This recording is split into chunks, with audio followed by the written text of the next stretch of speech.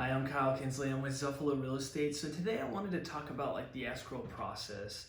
I think that might be one of the most confusing things for people that aren't familiar with the real estate transaction. And it does make sense because the marketing stuff, you can kind of physically see that. A lot of the escrow stuff is kind of behind closed doors, so to speak. I mean, we like to inform you as much as possible, but I know it's like we're throwing out terms that you're not familiar with at all. Just like if I was going to a mechanic, I would know nothing about that. So I totally get like you guys would be confused in the escrow process. But one of the things I wanted to talk about is it's basically a form called the request for repair. So I don't know, what your situation was or whatever, but when you list the home, you're probably thinking as is. That makes total sense. When a buyer puts an offer on your house, they have an inspection period. And they have to get an appraisal if they're getting a loan on it.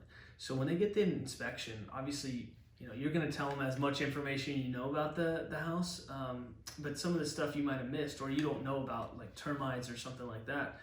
So when they do get an inspection on the property, basically the inspector usually gives them an idea of what it's going to cost to fix it. Now, it's always best. So what they can do after that, they're going to get the inspections, they're going to take a look at the reports, and then they're going to send you a list of items they want repaired. It's called a request for repairs. So after the request for repairs, there's basically three options at that point. One, you could just comply to all their requests and get all the repairs done out of pocket right away before the close of escrow. And that is, it just depends on the situation, but I would say that's probably the least attractive option. The second thing you could do is credit them money back after the close of escrow, which is always a good option. And a lot of times I do lean my clients towards going that route just because it makes it easier.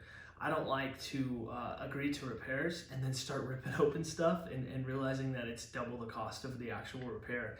Once it closes and we've credited them money, then that's on them basically. And then the third thing is basically you can tell them no. You could just say, no, I do not want to do any of those requests because it technically is a request for repairs. Now at that moment, they can pull out of the transaction. And it just kind of depends on, what your situation's like, what the buyer's situation's like. I've seen it many of times where, people said no and the buyers dropped out, or people said no and the buyers stuck in there. So it just really depends on your situation. And when that actually happens, I really hope we can kind of walk you through it, and we definitely will. But if you have any questions about that, give us a call, 209-202-9099. I know that this video might not have explained it super sharp, but I know in the moment we'll be able to help you out. Thank you.